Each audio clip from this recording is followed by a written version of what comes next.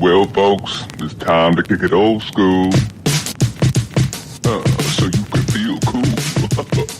Give it to me, baby. Welcome everyone to the Miles of Crawford Super Awesome Spectacular Variety Hour Election Cast 2017. Woo, Yes, woo! Yeah, election vote, bitches. Oh wait, yes, you should have already voted, bitches. So yeah. This is we're after the election, and by golly, every single one of you listening better have a "I love to vote" sticker in your trash, at the bottom of your car, bottom of your shoe, somewhere. Bitches. I save all mine. I don't know why. I just think it's cool. I put them on my little caboodle. I have a caboodle. Yeah, that's right, everyone. This is worthy of all sorts of woos. Woo, so woo with us. Come on, woo! Voting is cool. Voting is so cool. You're not a cool kid if you don't vote. Mm-hmm. It's just how it is. That is. So what did we see take place this election season? It was a little election, as I call them. You know, not a whole lot of people show up. Historically, it's usually the older generation, older white Americans, a low voter turnout. But you know what generation is in their 70s now? Hippies. That's right, those damn long hairs. Yes, people, the group we usually dread voting is now a bunch of hippies with all sorts of progressive views. But then there's still the greatest generation alive, which we're talking about like 80 to 100, still kicking about with some archaic ideas about society and where we're headed. So I'd say in the next, which sounds like forever, but in the next 20 years, I think our country might really take a turn. But that's just a guess. I don't have any models or statistics or charts or anything cool. I personally had a few great conversations this week with people because I live in a county that 75% of this county that I live in, which is 25,000 people, voted Trump. So I usually don't get along with them. I usually have to walk to the back when they start talking politics because the stock market is doing so well and unemployment is down.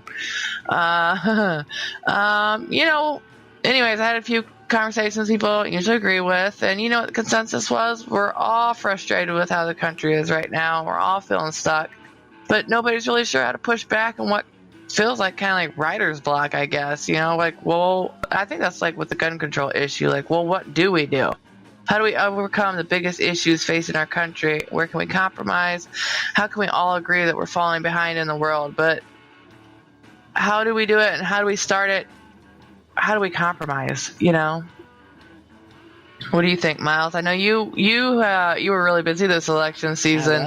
You were a campaign manager for a local candidate who was pretty diverse. And Miles lives in a conservative city, too, which is not as bad as mine, I think. There's a little bit more of a progressive community over there. But Republicans always win. It's one of those really hard... It's really hard to get out an independent/Democratic vote to win. Overall, we have about a town of roughly 40,000 people, and a majority of them are Republicans and diehard voting Republicans. And there's a lot of independents here. We have about 14,000 registered independents. So they can swing either way, which is good because sometimes that can work when people are voting for the person and not for the party, which I'm always about. I'm always about, what did it say? Not party over country before party. Absolutely. And I think that it's one of those things about, my experience, especially this past 11 months. So my candidate started off with just barely being able to kind of get those 50 signatures just to get her name on the ballot. She had been gone out of our town for about 10 years, traveling abroad, living a great life, not in America, but over in the UK. And, yes, we came in last place. However, I mean, we went from 50 signatures in January to 2,097 votes by Election Day on Tuesday this past week. So I'm proud. I'm pumped. We worked really hard. The Dems all together got roughly 7,000 votes, and the Republicans got about 10,000 votes. I think it was like 7,100, and then yeah. So the Republicans won, as usual. They all kept their seats on city council, but that's okay because, as always. But I think we put up a good fight. We put out a lot of information that people didn't know. A lot of the candidates didn't understand. There was a lot of things. I mean, Republicans win this town because they're all about infrastructure and jobs, but the jobs they put out aren't well paying. They don't have any ability to put up affordable housing. And they're more worried about making our downtown look pretty than they are about making sure that people have homes to enjoy the downtown, to support the local community here. And so that was kind of a lot of the bitter angst in our town. I mean, we flood. There's all kinds of other problems that we could have spent that money on, but we chose not to. That's what I was just going to bring up was the flood issues. Yeah. Let's make downtown. That's all they do every summer. They work on that fucking downtown. And it's like, we get it. Do you remember, like, when we were, I don't know, teenagers, late teens, downtown was the poor area. Like, that's where the aid agencies were. That's where a lot of the low-income housing was. And they've slowly pushed them out. Because people with low-income housing didn't have to worry about public transportation. They were able to get to all the places they need. And now we have taken all the public aid. We've moved them out on the county roads that, they can just go for, a small walk. It will take them roughly to get from the downtown community or anywhere near there to the new buildings, which used to be downtown.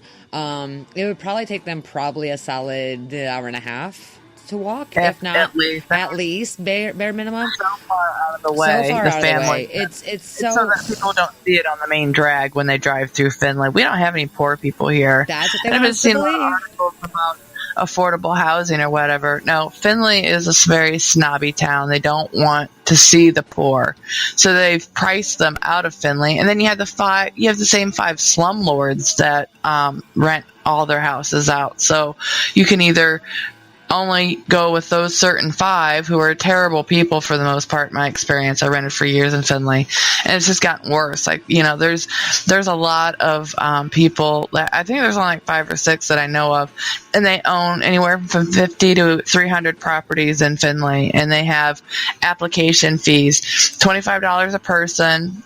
And it's so hard to get affordable housing that they get 20 or 30 people who apply for a place, non-refundable application fee of $20 per person. So they're just bilking people. Imagine how much money they're making just in application fees before they actually rent a place out. And landlords don't give deposit backs.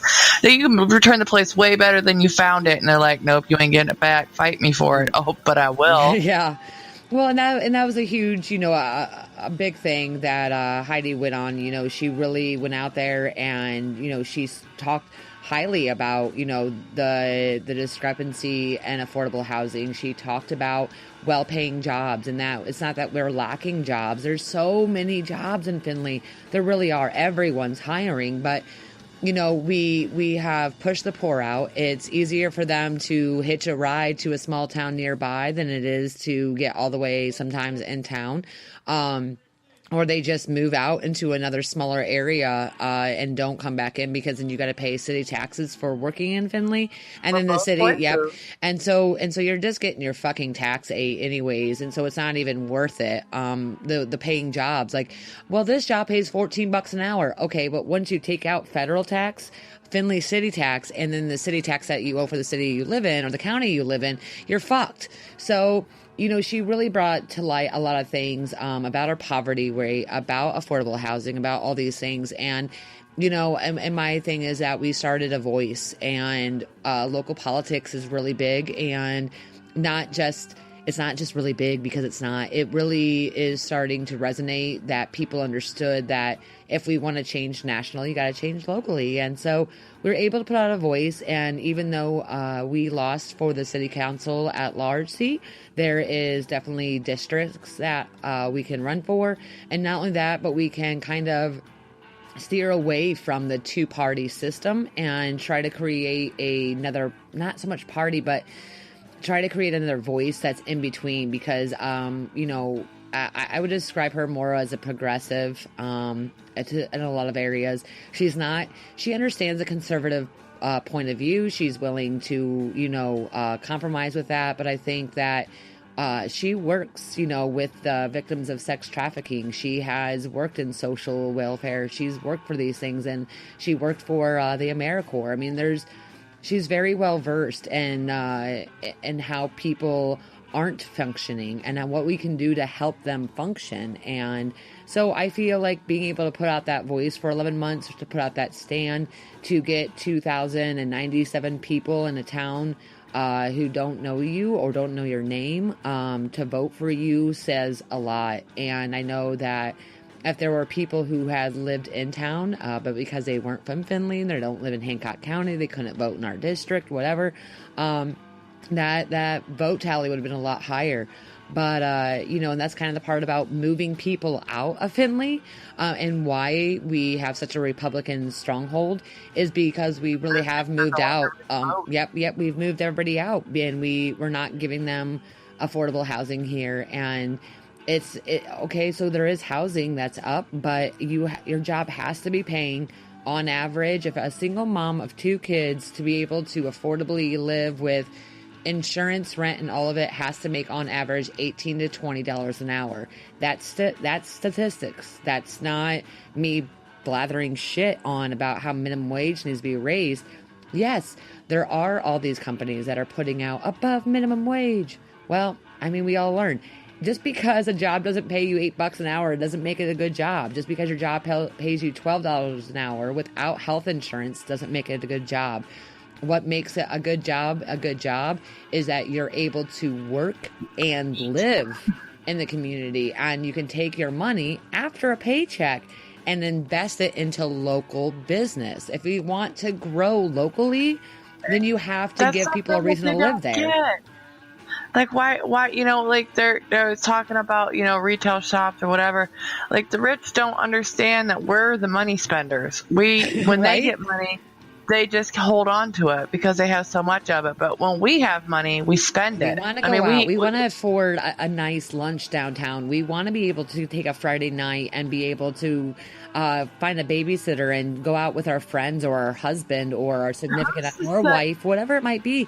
We want to have those things. But if you continue... Wouldn't they make more money if we had more money to spend? They would. I mean, they're just so, It makes no sense. Trickle-down economics doesn't work.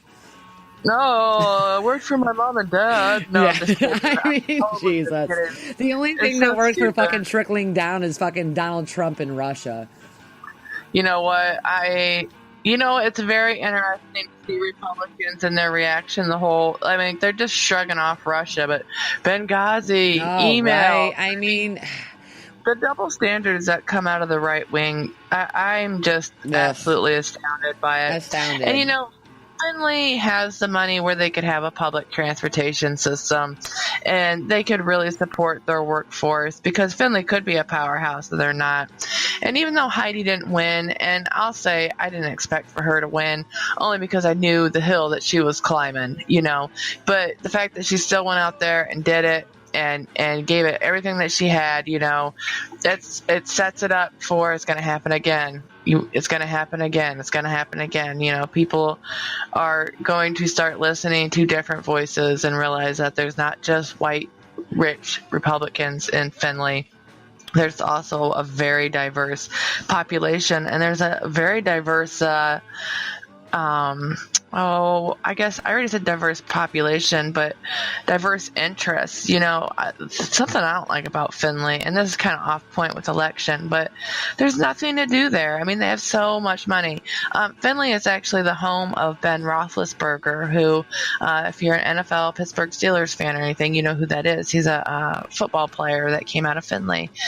He's done a little bit of donating or whatever, but he does not have a stellar reputation, which we're not going to go into, but his nickname is Rapelessburger. So yeah, that's something. But he's donated a little bit to the city, and I've met his mom. She's a really great lady. I believe that she works at the YMCA, so she does some community outreach too. But Findlay doesn't do anything as far as entertaining the kids. There's a skate park, but it's dilapidated. There's just nothing to do. I mean, if you go to Findlay, it's eat or shop. I mean, there's and they're not even the good stores, But I read an article. There's like 150 I'm trying to remember, but the ratio of how many restaurants there are. Oh my God. We talk about restaurants and churches versus and people is Finley. ridiculous. Well, I was just talking about the fact that there's nothing to do in Finley. Like, if you go a half hour north to Bowling Green, it's such a different little town. It's a cute little town. There's little boutiques. They have little festivals. It's very artsy. You know, there's all kinds of weird little shops and events and hangouts. And, I mean, it's a college town, but so is Finley. And it's just, why is it so different a half hour away? You know, because they embrace their poor. They have transportation so that, you know. College students, they embrace diversity. They embrace the lower class, and that's not that. It's not even about. It's not about the poor. Like, this is what kills me. Yeah. Like, they're only poor because we can't get a living wage. Okay, exactly, and they're not even poor, but it's just that middle and lower middle class. There's so many people who live here that are like me and my husband. We are considered middle class. Like, we are like considered very blue collar, but right, our debts, and some of it is self debt, and some of it's most of it's medical debt, and some of it's getting my wages garnished, you know, for fucking not paying the goddamn medical bills. But at the end of the day, I think that it's not even about embracing the poor technically, because when people. The word poor right now has such a fucking like stigma to it, like mental disorder does. It always has. You know, but it's not about like people are not poor. People are just, we're living by. We're broke. It is about embracing their broke. They embrace, hey, by the way, what can we do? Well, we have all these community events. No, you have a community event at like, they're not, you don't make them inclusive. You have them for, you know, $50 a ticket. Okay, well, there's 2 adults. So, yeah, we could go this really cool scavenger hunt downtown to find out all the history of Finley. But when you're charging families $100, like, it's $100 for me and Andy to go on some of these, like, and that's not including if you want to, okay, so, I mean, bring your snacks, but yeah, if you want to hang out, yeah, you're talking about a family who maybe has an extra $150 a month to spend, quote unquote, frivolously, to go spend $100 just no, you are income. Exactly. They're only going with the upper class, and I understand. We get it. We have Whirlpool and we have Marathon, we have Cooper.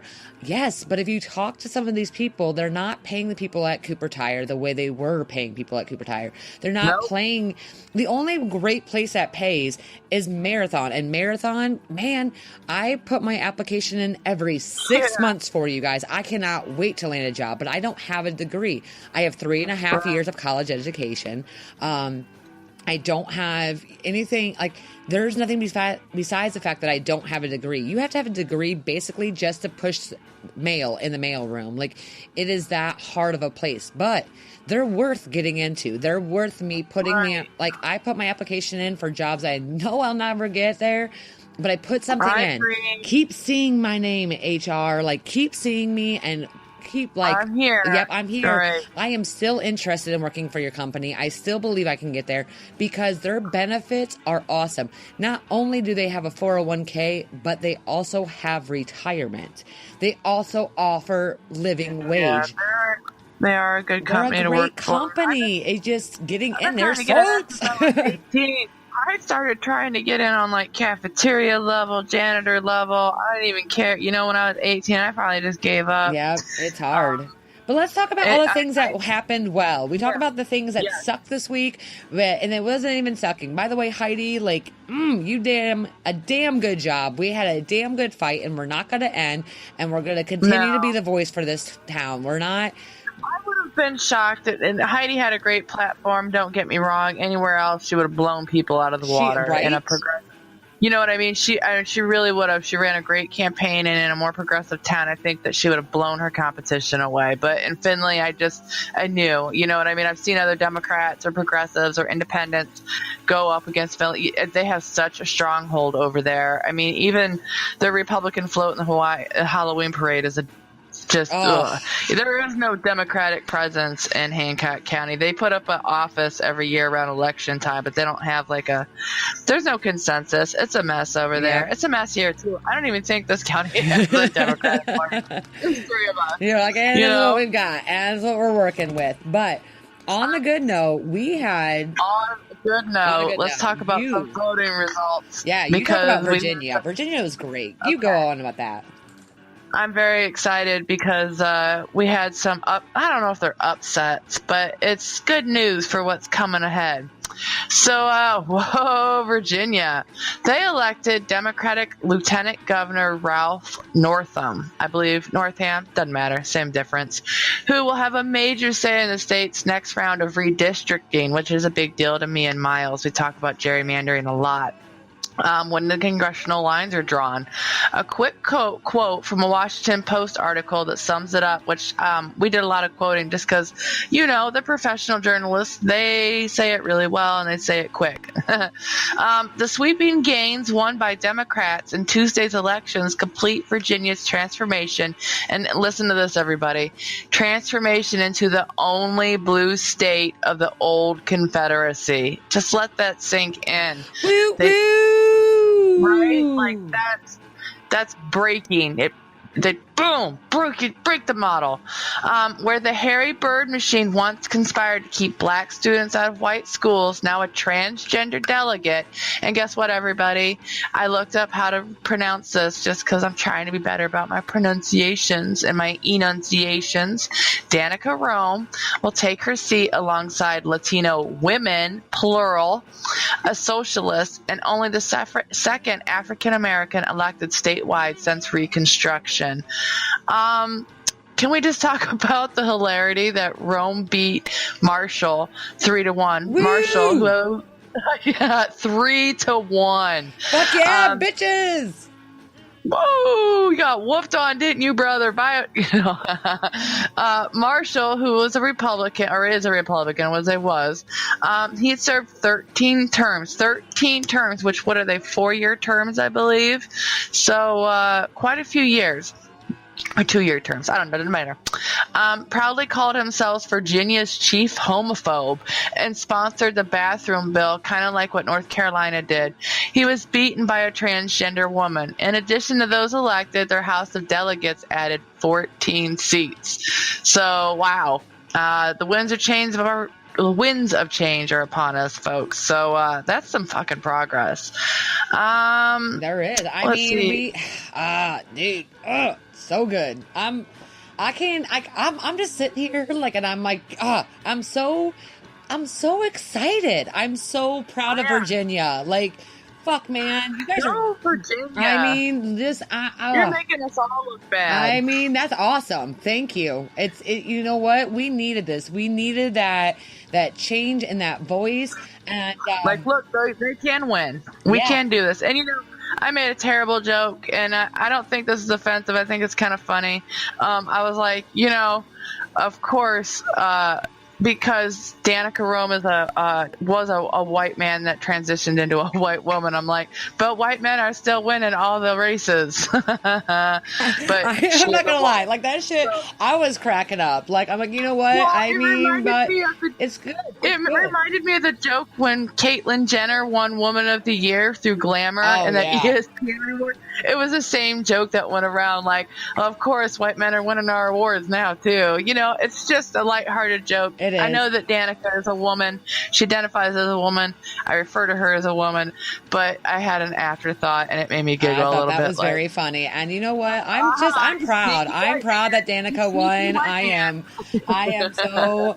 There's so many great things, and Crawford had brought up a beautiful point about I didn't word it very well though, so I don't know. But no, you talked about if we could attribute more.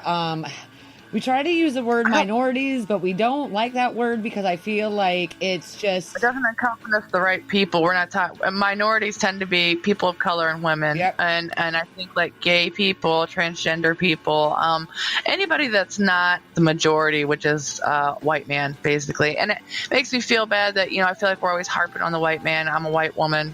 My boyfriend and your husband, they're white men, but it's true. They have a privilege and a huge step up on us. But anyways, I'm sorry, I didn't mean to interrupt you. No, I was actually just going on in the next paragraph when we talked about if we could attribute more of this breaking the business as usual. as the usual model, thanks to Obama. I mean, you're the one that brought up that point, and I think that was a huge point for you to make. As we're going over this stuff that we've been talking about, and me and Crawford both are looking at our nice little page right here. That Crawford, by the way, this time put together all this beautiful work about the election season. Thank you. See, I get really into it. I'm like, vote. I was bartending on election day, and I was looking for election stickers, and if they didn't have it, I was like, I'm not serving you until you go vote.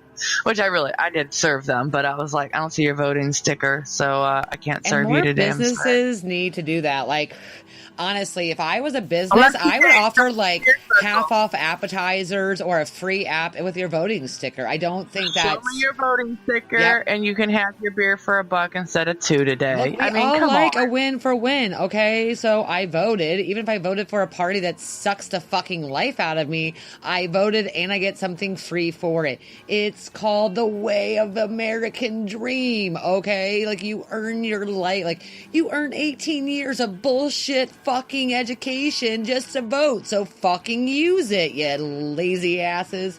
Anyways, you went on a thing about Obama and about why you broke barriers about Obama. This is ranting, damn it. Variety ranting. But I thought, was it the backlash of Obama? Because obviously, you can do the exact same thing. Trump can put out the exact same plans that Obama did, and the Republicans are like, woohoo, yay. They had such a they tried to stop him at every turn and whatever. And I think we had a lot of that anger, and that's how Trump got elected, which also I think there was some Russian meddling and whatever and whatnot with that. But it just made me think, like, did we elect Trump, to remind us, like, how we don't want and how awful things can really get or were? Because Trump takes us back. It reminds me a lot of politics in the 80s, but his attitude and the way he feels about women and society and people's roles and whatever reminds me of the 40s and 50s and 60s, times when he grew up. And it made me wonder if that's not a wake-up call to our country, and we shouldn't actually thank Trump for making our country better by making it absolutely awful first. Like, no people, because I say history repeats ourselves, and those generations have died out, and they're not here to remind us anymore of, like, especially like Holocaust survivors. There's very few left. We don't have those voices anymore. Like, no, I saw this coming, guys. I've seen this before. Yep, and we don't want to see that, and that's, I think you're completely right. I think that we went from this ability to, we thought that, not we, because we all didn't think this way. However, we went from Obama, okay? We went from Biden and Obama. Like, we went from that to putting Hillary versus Trump. How, to me... I'm sorry if I piss off you fucking Hillary girls, and I don't really give a shit about fucking pissing off you fucking Trump bros. I'm telling you, like, dude. We need to fix this country, okay? Damn it. And we're going to talk about it, and we're going to be offensive at sometimes. I'm sorry about Hillary. I'm sorry about Trump. Yep. Yeah, I love Bernie to death, but there were some things where I was like, oh, Bernie, you're a little extreme on that bad boy. Yeah. But I mean, we were so convinced by media, senators, Congress, and bullshit. Okay, we were so convinced that Obama was doing so terribly. Now, I'm not saying that motherfucker doesn't have some shit underneath his belt. I'm not sitting here and putting on fucking, Obama on some pedestal that is, beyond me, okay? Because I know he fucked up. I know he had some shit policies. I know he put us in some situations that we can't get ourselves out of. I get it. Deals, I'm sure. I believe that it's a pay to play in Washington. I do Everybody too. has and I believe Obama played the game too, okay? So don't act like I'm all, oh, look at this girl. Is not an angel. But he's not an angel. He is not an angel. But what we are saying is, what we were so convinced, okay, not what we, but I definitely am, saying is that we were so convinced by other people that the way of life for 8 years underneath Obama was so fucking shitty that we had to elect fucking Donald Trump. And then not only that, but his best competition was Hillary Clinton. And I'm sorry, she wasn't the Dems' best pick. And yes, Joe Biden, I love you, and I thank you for sitting there. And Uncle Joe, you got my heart. I am like the Leslie Knope of loving Biden, okay? And oh my God, right? Oh my God, so great. And he would have, and he said, and he came out this past week, says that he's really sorry that, because he knows, we all know that Biden would have won over Trump, hands down, no fucking problems asked. But he didn't, and I get it. His son had just passed away. They were not in a state, and I'm sorry. Any of you motherfuckers that go out and give Joe Biden shit for taking care of his personal life first, fuck you. Because I'm telling you, grief is a thing that unless you have experienced it, and the Fledge that he had experienced it. Dude oh man, I can't tell you how much, like, you know, when you see people who go through tragedy like that, and he's just always smiling, and he just seems like, I hope he doesn't come out with a bunch of sexual accusations. I hope that this isn't like, oh my God, I'll be so fucking pissed. I'll be so pissed if somebody ruins Biden for me, because you can tell though, you're right though. Women come out against oh him, my God, you know? But you're right though, because Biden, you're right. If you guys watch old videos of Biden prior to his son's passing and Biden after his son's passing, it's not, you can tell the transformation. You can see that little bit of glimmer, like, out of his eyes. You can tell that loss by just looking at him, and it was felt. And I'm glad that guy, you know, he would have been great for us. And there's a lot of other Democrats besides Hillary that would have been great for us, but he definitely would have been the best fucking bet. He would have been the fucking horse in the race that you could put your bet on, you know? Yeah, I couldn't even bet on Hillary. I mean, I was physically crying on the phone to my husband as I was driving to the election polls, because for the first time since I was 18 years old, I literally had no vote that I felt proud of, no matter what. Exactly. Whoa, what was that? That was my phone again. Technical difficulties, everybody. You know, I don't like to turn it off. Yeah. I'm like... But I think that when it comes down to it, you know, we're trying to learn from our past, and instead of it taking us, you know, 8 years or 4 years, we learned it in a matter of months. We saw what was coming as soon as Trump was elected, and we said, fuck, we didn't learn from our history. And we rebelled so hard against what we had, even if it was doing the earth, the scientists, and the lower class well. And yeah, you're right. Obama did not help out the middle class. He didn't. That's okay with me. I'm sorry. I know a lot of blue collar, you know, construction and roofers that were really hurt by the ACA. I know how bad their premiums went up. I'm not saying that your pain isn't felt or sympathized with, or that I'm not empathetic towards it, because I am. But what I am saying is that I'm sorry that you are losing out on a few extra $100 a month to help out the extremely impoverished people. But the fact that you were willing to make sure that you had a better nest egg in your retirement fund, so you stole it from your kids, is bullshit. And Trump's tax plan right now is bullshit. And things that are going on right now are bullshit. But we learned from it, and Trump elected January 21st, fucking 2017, and now here we are in November, and November 8th, 2017, we have transgenders winning Virginia. And Crawford, why don't you talk about New York? You know what? New York, they're not fucking around, first of all. Let me see. I had to scroll down a little bit, everybody. Sorry. Oh, you know what? I did real quick, because this cuts off on the second page. I have a friend of mine. I've actually never met him in real life, but we've been friends for 15 years online. We started playing video games together. He lives in the Blacksburg area in Virginia, going back to Virginia when we were talking about it. And him and like 2 of his female friends listen, and they love our show. So just wanted to give a quick shout out to my friend Maddie. I hope you guys did vote. I know you probably did. But thank you for listening. You're the best. So New York. Voters turned. I tried to do a little bit of research, and it was kind of hard because there's 50 states and then there's counties. I was trying to find something like truly outrageous, like really funny. I was hoping to find something stupid. I don't know, but I didn't really find anything. But New York. Voters voted down Proposal 1, which was, shall there be a convention to revise the Constitution and amend the same? I thought it was a really cool issue. I didn't even know that was on their ballot, and I thought, that's kind of interesting. Almost an 80 to 20% decision, with 80 saying no and 20 saying yes. New York will not have another opportunity to vote on that issue for another 20 years. So, it wasn't an easy decision for them. Should we amend our Constitution?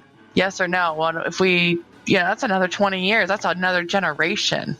The outcome was a massive win for New Yorkers Against Corruption, which is a lobbying group that spent $1.6 million in an effort to convince voters that a convention was not in their best interest. Voters decided whether to open up the document to revisions and updates, if not a complete overhaul, and those that voted no feared that hard-won rights and privileges could be lost, particularly for labor unions. So boom, we like us how we are. So look at you, New York. I like that. They're like, we like us just the way we are and the progress that we've made. We're good. We don't need to fix it. What do they say? If it's not broke, don't fix it, bitch. Other issues that they voted on supported harsher penalties for corrupt lawmakers and an easier path for infrastructure in certain upstate towns. I think New York was really concerned with political corruption and people messing with their constitution. By the way, it looks like the things that they voted on, that's like I'm kind of been in a lot of respect for New York. They didn't support Donald Trump. They have interesting program. I lived in New York as a younger child, actually, from the time I was 9 until 11, I think. So I've been there. It's a beautiful state. I think that they're definitely into being cool because that's who they are. Do you want to talk about New Jersey? I wish I had a New Jersey. I'm from New Jersey. New Jersey. New Jersey. I don't know. I can't say it. How do you say Jersey? Jersey. It's like you got New Jersey. Say the like an O. Jersey. New Jersey. I'm from New Jersey. Jersey. I'm from Jersey. See, I can't get down to New Jersey. I don't know. I've never been. I definitely have not been to that eastern upper east side outside of the handful of hours I spent at Central Park in New York. I've never really been, so I can't pick up on the accent because I haven't hung out with anybody from that area.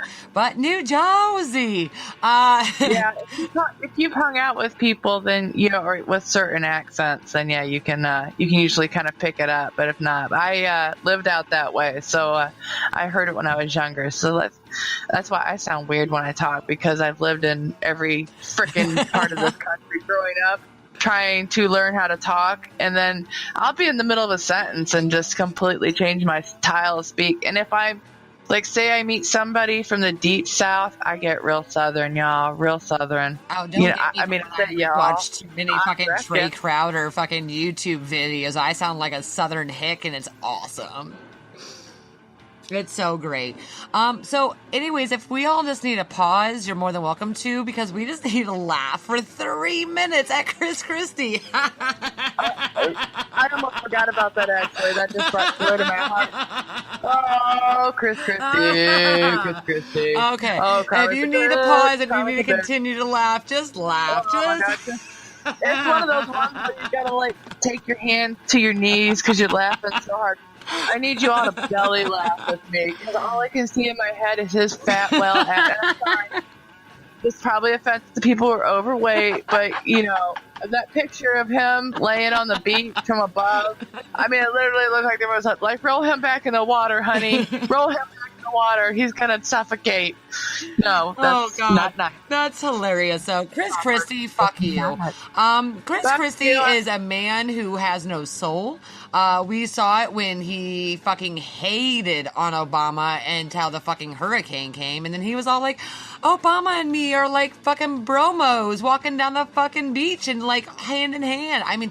And then he goes and fucking hangs out with Donald Trump. But which That's the thing, though. He's got. Here's the thing: Chris Christie has such a nasty black stain on his soul. On his underwear, or his soul, or both? Probably both. Okay. I mean, I can't imagine that he can actually reach back there. He probably actually has an ass wiper. Just the idea of Chris Christie's flat, big, white, pasty, bare ass.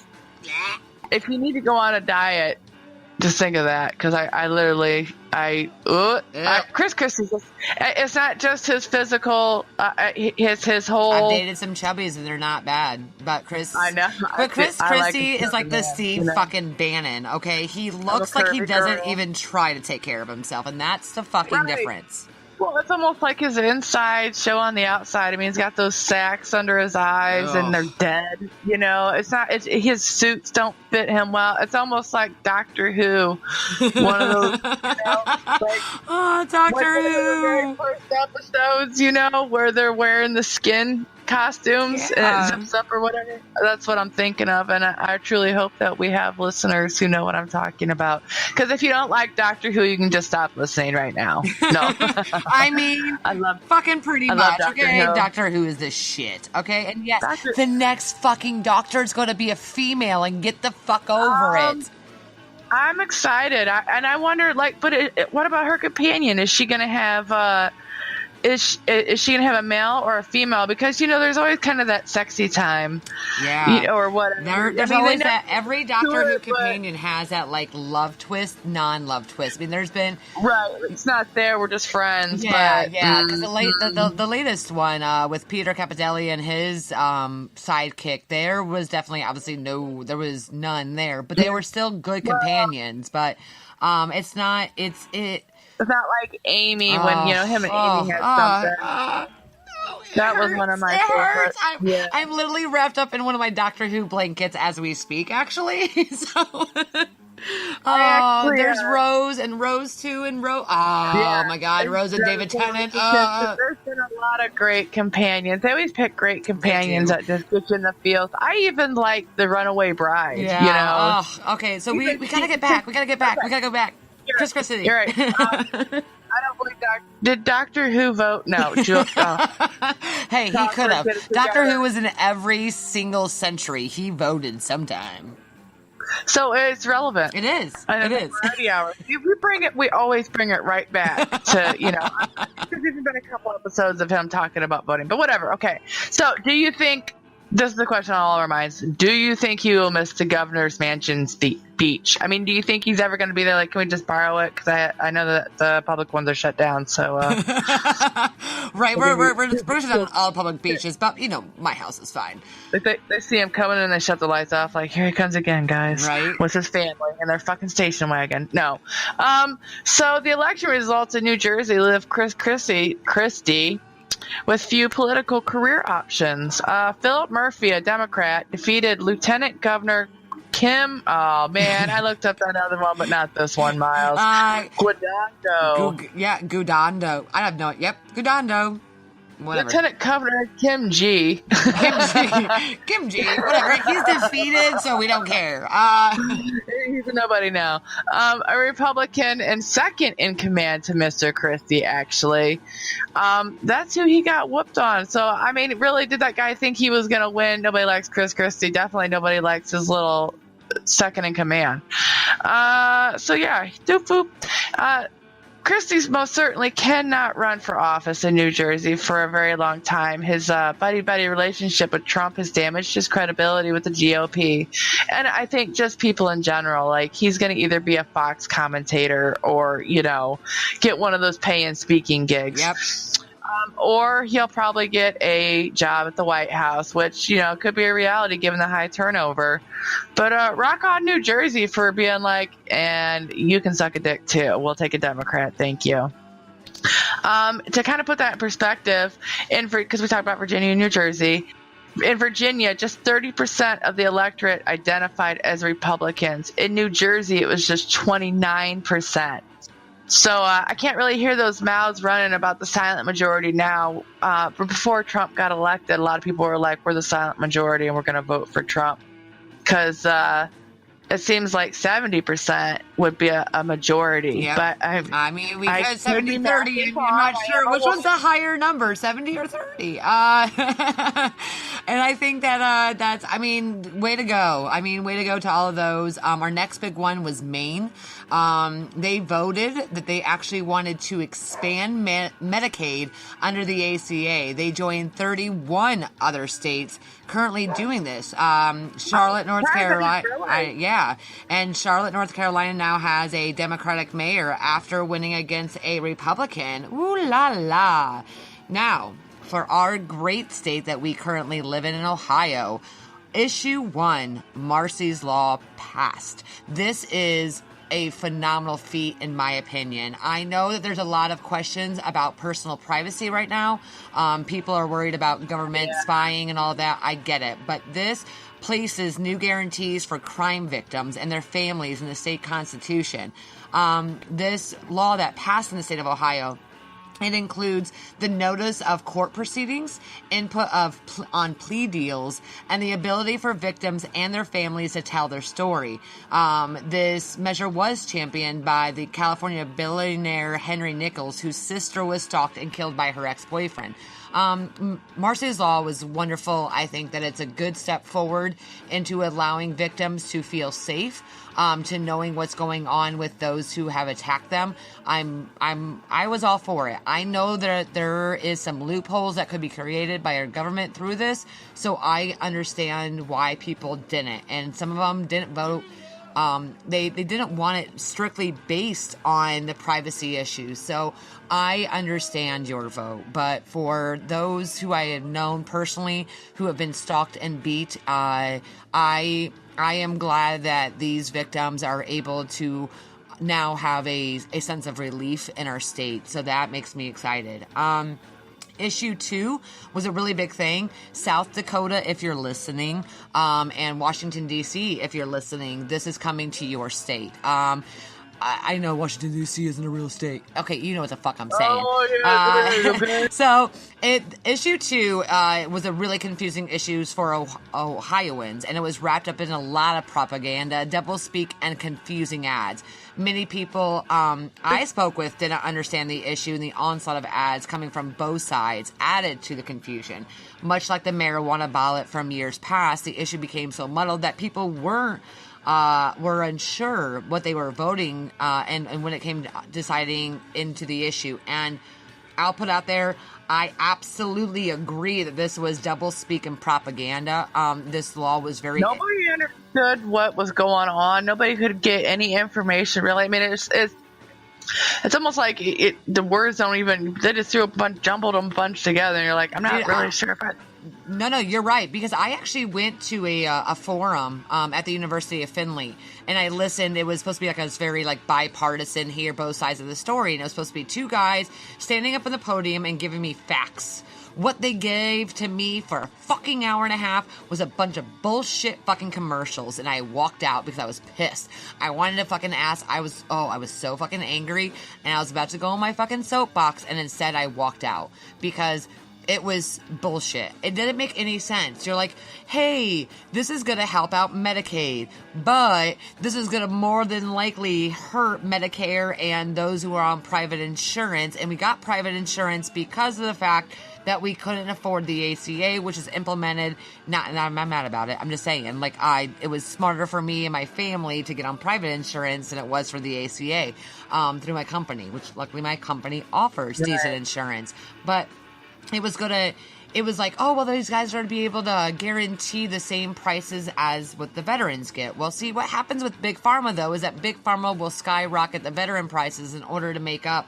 So you're hurting the vets because you're going to tap into what they have. You're going to hurt 2/3 of Ohioans by only helping out 1/3 of Ohioans. And I always said this, even if I would rather have been flipped the script. Even if my personal pocket would have been affected and 2/3 of Ohioans would have been better for it, I would have voted hands down, no questions asked, yes on this. And I get it. If you vote no, then you're voting for Big Pharma. That wasn't the case. I mean, again, if I would have seen solid people backing the yes, absolutely. But no, there was so many massive unions, and I'm talking about the nurses unions. I'm talking about doctors. I'm talking about a lot of people who weren't. And I'm not. Well, doctors could benefit. Well, first of all, there's a lot of, but I don't think the nurses union really would have voted. Like, I know that they speak on the better half of Ohioans in general. So I know that there was so many people that were coming out on the no on this issue, and I know their credibility, and I looked up their credibility when I questioned if I really knew, and they were credible. Right.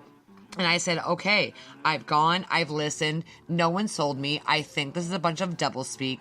I think that you're trying to fucking make it look like we're giving Big Pharma the fuck you. But what you're really doing is you're asking for a bunch of other money from other people that wouldn't actually necessarily just go to Medicaid, but would go to other causes that we're not sure. Like, I don't know, man. Look, if y'all want to make a guinea pig for yourselves, go ahead. Ohio, right now, during the time of an opiate epidemic, is not the place to be a guinea pig for fucking pharma or for fucking prices of medication. It's just not. So if you guys, South Dakota, Washington, D.C., and the other states that this eventual issue will go to, if you guys want to be the guinea pig, you guys go for it. And if it works for you, come back to Ohio, or, we'll kick ourselves in the ass, and I'll be the first one on this podcast and on every forum saying I was wrong. But I'm not willing at this time to be a guinea pig for somebody else's trial to fight the Big Pharma bill. I would rather fight Big Pharma with Mike DeWine, who is actually suing the pharmaceutical companies. So I'll get behind that horse, but not this one. Not this one. Not this one. So, yay for Ohio. We passed some good stuff. 2018 is our next big one where we're trying to push for Sherrod Brown. And don't vote fucking Josh Mandel. He's a piece of shit. He's such an asshole. He has said some of the most offensive things. I mean, that could be offensive, but I mean, just not even joking. You know what I mean? Like, he is, I think he's a robot. Yeah. He is a see you next Tuesday times 9. Yep. So, fuck off Josh Mandel. Anyways, why don't you talk about New Hampshire? Listen here, New Hampshire. I have a brother that lives in New Hampshire, actually. And you know what I love about New Hampshire? First of all, you know what their state motto is? Live free or die. They don't fuck around. In New Hampshire, Democrat Joyce Craig defeated incumbent Republican Ted Gatsas, that's how we're saying it, I don't give a shit, to become Manchester mayor. This is the first female mayor Manchester has ever had. So, boom, bust that glass ceiling, bitch. No, she's probably amazing. I'm sure she's not a bitch. That's more of like a sister type situation, whatever. The biggest mayoral story involving the biggest city was that of 66-year-old city administrator Vi Lyles, who was elected the first American the first American, thank goodness, the first African American woman to become mayor of Charlotte, North Carolina, which I thought was just shocking, honestly. Lyles handily beat Republican Kenny Smith, who heavily outspent her. So, I mean, I think people really are starting to look, even in this little tiny election where it doesn't matter, people are already like, you know what, now I'm going to go out and I want this person. I'd rather have her support me. Let's see here. Oh, Helena, Montana, a 93% white community voted their first African-American, Wilmot Collins, into office. St. Paul, Minnesota voted 38-year-old Melvin Carter as their first African-American mayor. So we're getting all kinds of black mayors. I'm very excited. The spectrum is just going to change. It's just going to change. We're going to have all these beautiful different voices coming together. And I'm just excited. I'm sorry. No, you should be. Speaking of, black or African-American mayors, it included a woman named Mary Parham Copeland of Midgeville, Georgia, who scored an incredible upset over her opponent with 6 votes. And you're like, why is that an incredible upset? Well, because, first of all, again, it is a first African-American woman in Georgia. And her opponent, probably spent so much money trying to beat her and just couldn't. And also, speaking of Georgia, Cara, Georgia, also elected their first young African American mayor by the name of Booker Gaynor, which I did some research on earlier today. Awesome. Awesome human being. But he's also just 27 years old. So there is not just strides. I mean, we're making leaps and bounds that we are also diversing our states. We are diversing our cities, and we are putting people on the ballot that are young or old, and we're putting them based on who they are, not based on race, not based on age, not based on sex, but based on what they stand for, and that is huge. It's a major thing. It's like, yes, vote with your heart, vote with your soul, you sons of bitches. Absolutely. And for me, these wins show that we are changing, and we actually are making a difference. We are creating the change that we seek. Both my kids go to a school. The school does what they call the 7 Habits. So a long time ago, there was a book that said the 7 Habits of Highly Effective People. Well, they've turned that into a school program. Cool. Yeah, it's actually really beautiful. And so talk about the 7 habits, and one of the habits they said was keep your end in mind. And there's 2 of them actually that I actually live by now, which is to keep the end in mind, and to be understood is to understand. But for me, those are the 2 most prominent things that we need to keep in mind for ourselves. Keep in mind that in the end, that sometimes all these small victories seem small because we may not be living in these states, but these will resonate, and in the end, they will make a difference. Well, how do you build a pyramid? You know, yeah. I mean, besides the aliens, I know they built them, but I'm just saying, as an analogy, it's an analogy. It is. You know, it's not on that bottom level, and that's why I try to encourage people to even get out in these small elections, because it starts, people don't just go for senator, okay? A lot of times they start out in law enforcement or their local city council, politics of any kind, and that's how they rise up, or they buy their way in anymore. But on your local level, that's where you start to make change. You change the laws, and then they spread statewide and then countrywide, and that's how we make changes. So vote often and get your voice out there and get your opinion, and don't be afraid to share it and say no. Exactly. And another part with voting and another part with understanding is that, like I said, when I say, to be understood is to understand.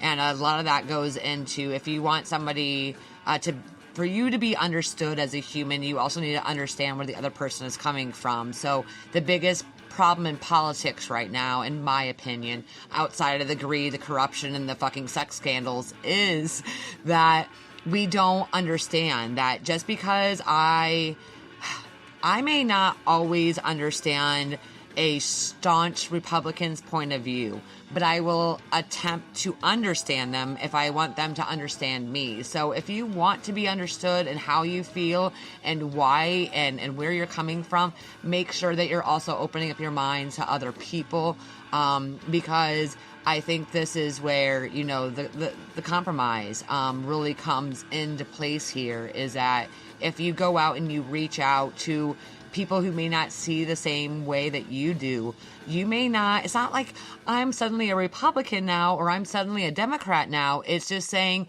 maybe we don't need to fight about the fucking party line, and we need to actually be fighting for humanity, because if we understood each other better, we actually all are fighting for the same thing. So that's our thing. I think that idea or that thought, I think, can be encompassed with a pretty famous quote, or one that you hear a lot. I think a lot of people see it, it's been overused, but I don't think people absorb it, what it means. And it's be kind, for everyone you meet is also fighting a hard battle. Like, always realize that the person that you're talking to, they could be the biggest asshole in the world that you can't stand, but realize that they're also fighting a hard battle. Life's rough, it's hard for everybody, and so just be kind, and that's what drives me crazy, is there's no empathy in the world. And that's something that really bugs me. It does. It really sucks. People don't care until it happens to them. And that's like with cancer or a mass shooting. some rare disease, whatever. People don't care until it affects them. And that's just, well, I said that a few times in our podcast. You know, how many mass shootings do people, that's like the heroin epidemic. It's been raging for years, but finally enough people have been affected by it where it's finally gaining traction. We're just now starting to see legislation, people, restrictions, things like that. Like, imagine what would have happened if DeWine would have fucking fought the goddamn pharmaceuticals, 5, 8, 10 years ago when we saw them coming in from the Rust Belt. Like, imagine what kind of change that would have led to. And, to stay silent is to just be as bad. You can't. And we're learning that across the board right now. We're learning that so much across the board from our senators, from our governors, from Hollywood, is that staying silent has only done damage and only continues allow people's bad behavior. To hold people accountable right now, to understand that they are affected and that there is somebody else. And even if they didn't vote the way that you voted, it doesn't mean that somebody in their house isn't dying from a drug epidemic just like you are. It means that they think that there's a different route because maybe they said, I'm tired of my fucking drug-addicted brother, so fuck the drug, I would let them die. While somebody on the other side says, I wish my brother didn't die from the drug epidemic. What can we do to stop it? So there's always two sides to the story, understands people's pain and their grieving and what they're going through. But most of all is that 2018 is around the corner. It's literally around the corner, and we're knocking on it. Oh my gosh! And so we are. I mean, exactly about a year from now, going to be voting for our governors of our state who are making really big legislative ideas for us as a state. And there's going to be new openings across the board. So don't just think that these small wins that we've had are this small election, because this actually should have been a bigger election. You guys really should have came out a little bit more. So what I'm asking you now is that if you didn't register, please go register to vote. Please go ahead and start. If you just moved recently into a new state, if you moved into a new county, please understand what ballot language is. Please understand that you need to take 20 minutes off of Facebook a day and instead read about a ballot issue. Read about the poverty in your local community. Read about something that's happening. Voting. Make it positive. I'm always like, hey, do you vote? Go out and vote. I mean, I don't get confrontational, but, I'm always like, vote. Yep, absolutely. And if people come back with a negative response or whatever, I'm like, I don't care who you vote for or what you vote for. Just vote. Use your voice. That's all I really care about. We agree. So what's coming up next, by the way? You know what? I was just thinking about that. And here's the thing, as we always say, what we're going to talk about next week? We're going to talk about blah, blah, blah. And then 4 or 5 days go by. It happens. And in the news or whatever, we're like, okay, we've totally got to scrap that idea. We've got to talk about this. I mean, that's so true. That's so true. Cutting floor. We trip over stuff. We have half documents of ideas. We have so much. We have tons of material, but I mean, there's just an onslaught of bullshit in the news. It's just who knows? Trump could come back from Asia, and we won't have a podcast because net neutrality would have only made us available to 20 fucking people. Who the fuck knows? I mean, you really have no idea what's coming up. So next week we're going to talk about some shit, and you should stay tuned to find out what shit we're talking about. It's a surprise cast. Surprise! It's a variety hour, so you'll get some variety. But lots of it, I'm assuming. All right. Listen, we have a website, milesofcrawford.com. We get some traffic on there. We appreciate it. Visit us there. We're also on Facebook. We're starting up a Libsyn, but we're struggling with that a little bit. We haven't quite got that off the ground. Once we get that figured out, we'll have that. We're on just about every streaming platform there is. Patreon. Right. Give us your money. And $1 a month, bitches. Come on, give it to us. The neat thing about Patreon is that if you become a patron of ours, we have the ability to offer you patron-only content. So content that only you will get because maybe you can get a hold of our sweet-ass documents and tell us what the fuck we're supposed to podcast about. My titties, but, no. That's terrible. You open up their bonus content, and it's just my boobs. Yeah. I mean, who doesn't want some cleavage? Woo, woo. I'll give up some cleavage for fucking $10 a month, bitches. No, no, that's, we could definitely, that's a whole nother podcast. What are you willing to do for money? Oh, that's what we want to do. I do want to say, I think it would be really fun. We really need to do that Reddit podcast. I'm really excited about it. We need to find like the best subreddit drama and just like steal it. Yes. I think it would be amazing personally. But, I think it would too. I mean, if you're not on Reddit, I'm sorry. Two, I just found Reddit like, 8-9 months ago, and I'm obsessed. I was like, let me show you because you're like, I don't get Reddit. And I was like, okay, you got to make your own front page and then it'll be badass because everybody gets the same front page. But once you edit it and change everything to how, you subscribe to subreddits, subreddits are basically just like forums that you're interested in. It populates your front page and you get all the stuff that you're interested in in your face.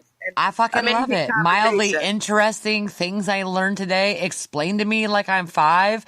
I love the explain me because there's just some shit that I am too like, look, I don't get it. And you can tell me in the big mathematical equation of science about how shit works, but explain to me like I'm 5. It's one of my favorites, but I love subreddit drama because there are these people, genuinely people, who go there and they find the biggest fights on Reddit for you, and then they make a whole subreddit out of shit talking things, and people are fighting. And I'm like, this would be so great if me and Crawford just sat here and read back their bullshit back and forth. Like, no, this is what I was saying, blah blah blah. No, this is what I was saying, blah blah. And it's so great. I love it. I can't remember the subreddit, but there's one where it's like Karma Court or something. I'm not joking. And you can actually like present your case and people judge it. I don't remember honestly exactly. Oh, I'm gonna find this tonight. Don't you worry. I'm gonna be like, dude, this is what we're talking about. I'm subscribed to it because it makes me giggle. But yeah, I will send that to you. Anyway, so I'm not really sure what we'll see what happens in the news, people. We'll see if we're still here in a week. Sometimes it's a liable question. Are we going to be here in a week? Are we going to have the internet? Are we going to be able to talk? Is this a nuclear holocaust? Yeah. Like, will we be broadcasting from North Korea? We might be. Well, we just made 32 deals with China for a dirty-ass reason. I'm about to find out why. Yeah. They're awful tummy. I know. So, thanks guys. for listening. Yeah, you're the best, and thanks for supporting us. And we'll see you next week. Try to behave yourself. Bye. Bye. Bye. Bye. Bye.